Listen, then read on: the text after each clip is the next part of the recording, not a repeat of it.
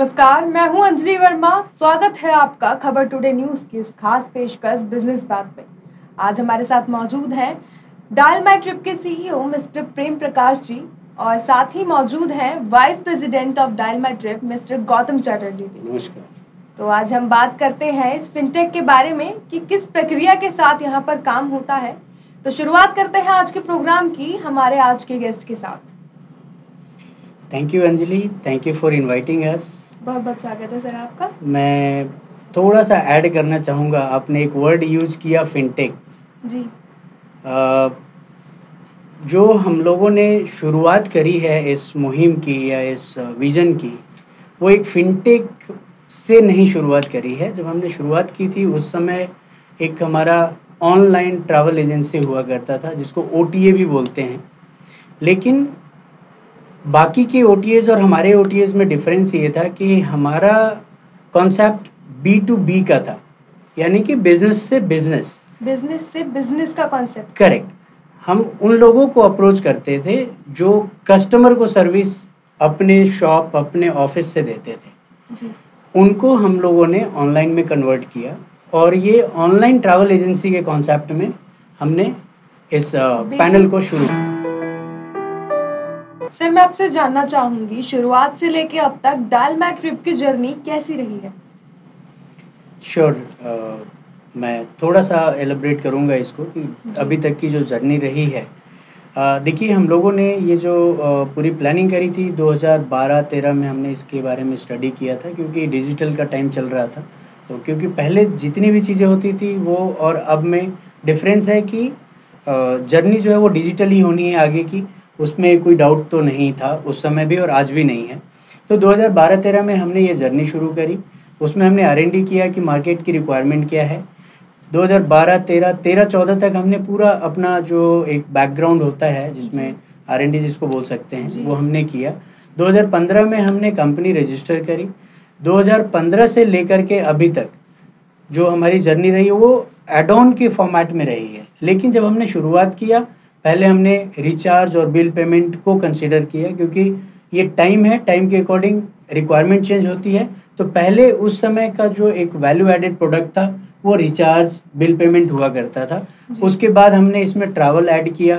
Travel में आपका train की टिकट, बस की टिकट, फ्लाइट की टिकट, होटल पैकेजेस वगैरह।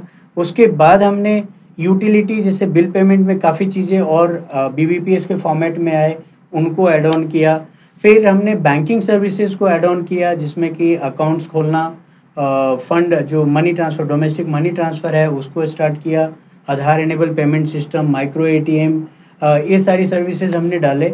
और उसके बाद हमने अब जाकर के इंश्योरेंस प्रोडक्ट को भी ऐड किया है, जिसमें कि लाइफ इंश्योरेंस हो गया, मोटर इंश्योरेंस हो गया, हेल्थ इंश्योरेंस हो गया। तो ये सारी चीज़ें हमने एक ही जगह कवर करी। तो सर, मैं आपसे जानना चाहूँगी कि किस एम के साथ में आपने इसको शुरू किया था? तो मेरा मेन एम है कि लोगों को बेरोजगारी के रास्ते पे जो लोग खड़े हैं, ऐसा नहीं है कि उनके अंदर काबिलियत नहीं है या वो कर नहीं सकते या करना नहीं चाहते हैं, उनके सामने रास्ते दिखाने वाले लोग नहीं होते जी। तो मेरा पहला विज़न यही था कि एटलीस्ट हम उन लोगों तक पहुँचे तो सही।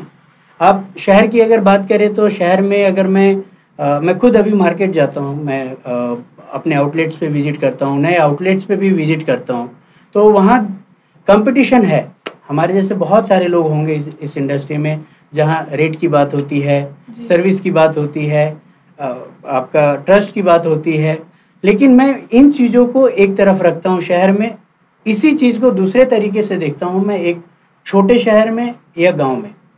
अभी एक जैसे चैटर्जी सर ने मेंशन किया कि गांव से कोई भी आता है, यहाँ से पैसा भेजना होता है उसको अपने घर में, तो वो गांव से आया, यहाँ पैसा कमाया, वो तो एक ठीक है, उसने रोजगार उसको मिला। लेकिन यहाँ से अगर वो वापस घर जाता है तो उसको फिर से किराया देना है, छुट्टी लेनी है।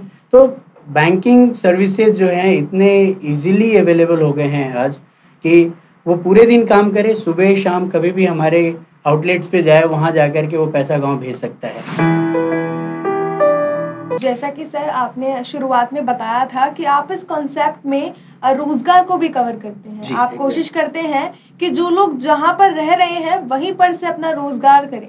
हमारा विजन एम्प्लॉयमेंट में थोड़ा सा डिफरेंट है, क्योंकि हम दो तरीके से एम्प्लॉयमेंट को मैनेज कर रहे हैं। पहला, जो एक इंटरनल क्लाइंट जिसको बोलते हैं एम्प्लॉयमेंट में, जो हमारे स्टाफ होते हैं उनको हम इंटरनल क्लाइंट के नाम से बोलते हैं जी। क्योंकि एक्सटर्नली तो आपके लिए पूरा वर्ल्ड है, आप उनको देख सकते हैं, बट पूरे वर्ल्ड को फैसिलिटेट करना आपके बस का नहीं है, मेरे बस का नहीं है। उसके लिए गवर्नमेंट है, उसके लिए एक जो गवर्नमेंट की फॉर्मेलिटी है या नॉर्म्स हैं या उनके अपने चलाने के जो तरीके हैं, जो कानून जिसको बोलते हैं, उसके हिसाब से चलते हैं। और आप देखेंगे कि आज भी कितने अनएम्प्लॉयड हैं, कितने एम्प्लॉयड हैं, कितना टैक्स पेयर हैं, कितना नॉन टैक्स पेयर हैं, राइट। लेकिन जो इंटरनल एम्प्लॉयज़ की जब मैं बात कर रहा हूँ, जो इंटरनल क्लाइंट्स हैं, उनका भी जो चाहे वो जैसे भी रहें, जैसे भी खाएं पिए घूमें, बट उनकी रिस्पॉन्सिबिलिटी भी हमारी रिस्पॉन्सिबिलिटी है। तो हम लोग नॉर्मली उनको भी ग्रूमिंग करते हैं, उनका रेगुलर ट्रेनिंग होता है और उनको भी काफ़ी कंप्लायंस के बारे में बताया जाता है, कस्टमर रिलेशंस कैसे मेंटेन करना है, even the customer service calling कैसे किया जाता है। रेगुलर हमारे ट्रेनिंग प्रोसेस वगैरह है ताकि एंड जो सर्विसेज है वो और हम बेहतर दे सकें। तो ये तो एक हमारा इंटरनल है। एक्सटर्नल में जैसा आपने कहा अंजलि जी कि एम्प्लॉयमेंट की बात की, मैं थोड़ा सा इसमें ऐड करना चाहूँगा। गवर्नमेंट का आज का सोचना है, आज के समाज में सोचना है, इवन गवर्नमेंट नहीं पूरे समाज में ये सोच आई है कि नौकरी ही एम्प्लॉयमेंट नहीं है, नौकरी ही कमाई का जरिया नहीं है। करेक्ट करेक्ट, ठीक है।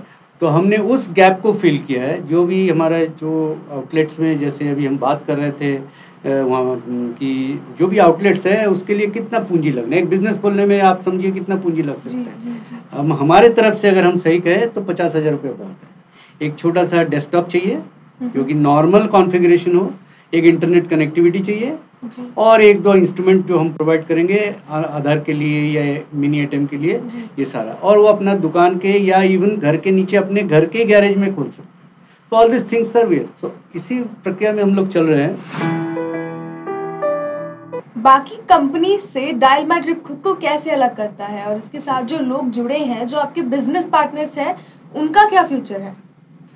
मैं एज एन इंडिविजुअल, आप शायद मुझे नहीं जानती होंगी, लोग नहीं जानते होंगे, लेकिन मैं आपके साथ डील नहीं कर रहा हूँ। मैं एक सिर्फ मीडियम हूँ, जो जैसा मैंने पहले भी बताया है कि जो सर्विसेज हैं वो मेरी बनाई हुई सर्विस नहीं है। मैं सिर्फ और सिर्फ एक मीडियम हूँ जो वो बनाने वाले सर्विस को, जो जिन्होंने भी सर्विस डेवलप किया है, वो आप लोगों तक या जनता तक पहुँचा रही है। इसमें देखिए, हम लोग जो भी प्लेटफॉर्म में आज तक जितनी भी सर्विसेज हमने ऐड ऑन करी है, वो हमने विद कंप्लाइंसेस, लाइसेंसिंग प्रोसेस और हर चीज़ को, हर एक गाइडलाइंस को फॉलो करके की हुई है। जैसे कि आप जानते हैं, जो भी प्रोडक्ट हमने इंटीग्रेट किया हुआ है अपने पैनल में, वो डायरेक्टली हमने किसी ना किसी का एक लाइसेंसिंग प्रोसेस जो होता है गवर्नमेंट ऑफ इंडिया का, जो भी एक प्रोसीजर होता है, उसको फॉलो किया है। फॉर एग्जांपल जैसे UTIASL है, जो पैन कार्ड बनाने के लिए ऑथोराइज्ड है, तो हमने उनके साथ टाई अप किया हुआ है और हमारे थ्रू आप पैन कार्ड बना सकती हैं।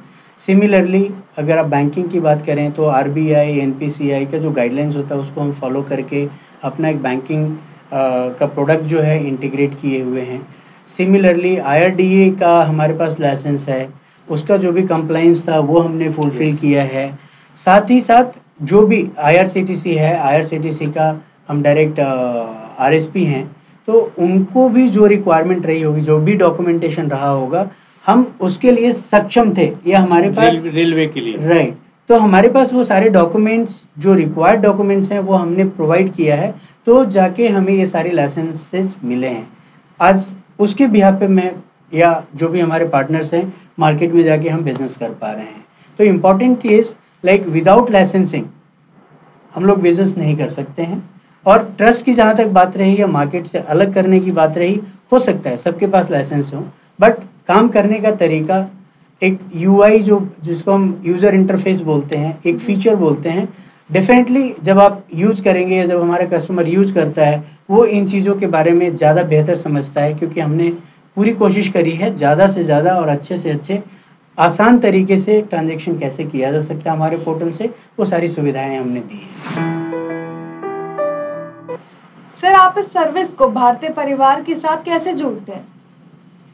जी अंजलि, मैं बताना चाहूँगा कि हम लोग इंडिया में रहते हैं और हमने कल्चर देखा हुआ है जो इंडिया में डेवलप है और डेवलप हो रहा है। ये सारे सीक्वेंस को देखते हुए हम लोगों ने प्रोडक्ट को डिज़ाइन किया है कि कोई भी परिवार या कोई भी आदमी जब हमसे जुड़े तो उसकी हर एक नीड या ज़रूरत जिसको हम बोलते हैं उसका हम ध्यान रखें।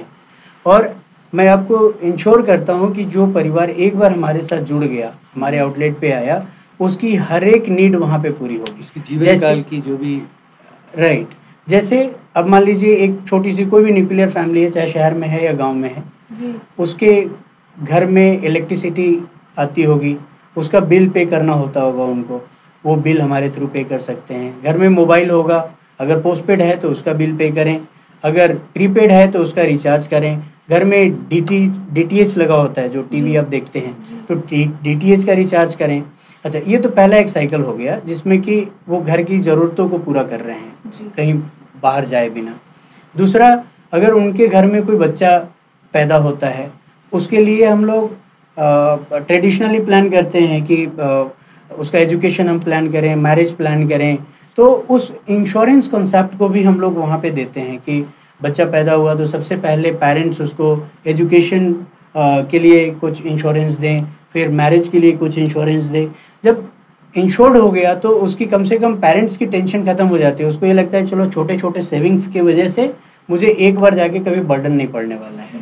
तो दूसरा ये इंश्योरेंस हो गया। तो जैसे मैंने बताया कि एक यूटिलिटी जो घर की सारी बिल्स वगैरह जो भी हैं पे कर सकते हैं, बच्चों को इंश्योर कर सकते हैं चाहे फ्यूचर में कुछ भी हो, फैमिली हेल्थ केयर हो सकता है, हेल्थ इंश्योरेंस हो सकता है, कंप्लीट फैमिली पैकेज हम लोग देते हैं। राइट। तो इंश्योरेंस में अब उसके घर में बाइक कार जो भी होगा उसका भी इंश्योरेंस हो सकता है। हेल्थ इंश्योरेंस एक सेपरेट है, क्योंकि आपने देखा होगा पैंडेमिक में इतने सारे लोगों के पास पैसे नहीं रहे कि अच्छी इलाज करवा सके लोग, तो हम लोग हेल्थ इंश्योरेंस की फैसिलिटी उनको दे सकते हैं। उसके आगे जब हम जाते हैं, इंश्योरेंस के जब हम आगे जाते हैं तो काफ़ी अपकमिंग प्रोडक्ट्स भी हैं, बट अभी के हिसाब से मान लीजिए बच्चा 18 साल का हो गया, अब उसको कॉलेज में जाना है या नौकरी करने जाना है, तो उस समय वो पैन कार्ड बनाएगा। हमारे सर्विस में वो भी ऐड ऑन है कि अब जाके हमारे ही पोर्टल से आप पैन कार्ड भी बना सकते हैं UTI का। राइट। अब पैन कार्ड बन गया, वो कहीं भी नौकरी करने जाता है, उसको पैन कार्ड सबसे पहले कंपनी मांगती है कि भाई अपना एजुकेशन सर्टिफिकेट के साथ साथ पैन कार्ड भी दीजिए, क्योंकि हमें टैक्स काटना है, गवर्नमेंट को देना है। राइट। तो पैन कार्ड के बाद जब और आगे जाता है, बच्चा कमाने लगता है, बड़ा हो जाता है, तो वो वापस बहुत सारी रिस्पॉन्सिबिलिटी भी उसके ऊपर आ जाती है। जैसे उसको एजुकेशन का जो लोन होता है वो भी भर रहा होता है ना, क्योंकि एक साइकिल के बाद उसको पे करना होता है। बैंक अकाउंट भी खोलते हैं हम लोग, तो उसके साथ साथ हम उसका अकाउंट खोल सकते हैं। अकाउंट्स में वो पैसे डाल सकता है, पैसे निकाल सकता है। राइट। ये एक बैंकिंग ट्रांजैक्शंस भी वहाँ पे कर सकते हैं। बैंकिंग के बाद अगर मैं बात करूँ तो बहुत सारी ऐसी सर्विसेज है जो इनविजिबल होती है, लोगों को पता नहीं चलता कि ये भी सर्विस होगी। राइट। वो गांव में पढ़ा हो या छोटे शहर में पढ़ा हो, उसको काम करने के लिए एक बड़े शहर में या विदेश भी जाना पड़ सकता है। उसके लिए वो ट्रेन की टिकट, अगर लोकल ट्रैवल है तो ट्रेन की टिकट बुक करवा सकता है, वो फ्लाइट की टिकट हमारे से बुक करवा सकता है। उससे भी लोकल जाना है तो बस की टिकट हमारे थ्रू वो बुक कर सकते हैं। अब इसके आगे अगर आप जाएंगे तो जैसे पैकेजेस होते हैं, आप देखते होंगे लोग हॉलीडे पैकेजेस पे जाते हैं हॉलीडेज में, तो वो सारी सर्विसेज भी हमसे ले सकते हैं। बाहर अगर उसको जाना है तो हमारे थ्रू वीज़ा करवा सकते हैं वो। तो ये ओवरऑल ये ट्रैवल की भी सर्विसेज उसको वहाँ पे मिलेगी। राइट। अभी अपकमिंग प्रोडक्ट्स में भी हमारे पास ऐसे कुछ फ्यूचर प्लान्स हैं, जैसे हर कोई चाहता है कि 2 पैसा ही सेव क्यों ना हो, बट हो फ्यूचर के लिए सेव करना चाहता है, तो हमारे पास म्यूचुअल फंड का भी स्कीम्स है। अभी हम लोग कुछ गोल्ड में भी डील कर रहे हैं।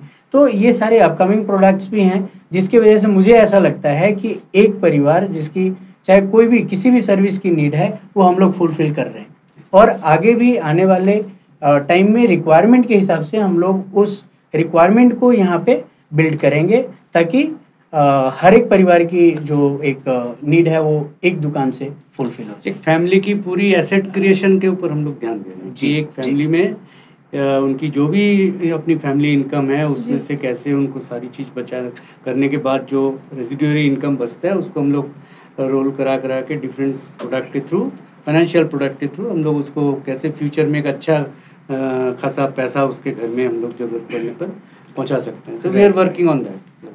बहुत बहुत शुक्रिया आपका प्रेम प्रकाश जी और गौतम चैटर्जी जी, आपने अपना कीमती समय दिया और हमारे दर्शकों को बताया कि आज के धोखाधड़ी वाले माहौल में कैसे आप ऑनलाइन अपने घर बैठे सारे काम कर सकते हैं। साथ ही आपने लोगों को बताया कि आप घर बैठकर ही अपना रोजगार कर सकते हैं, आपको अपने शहर से, अपने घर से दूर जाने की ज़रूरत नहीं है। और भी आपने बहुत सारी खास बातें हमें बताई हैं डायल माई ट्रिप के बारे में।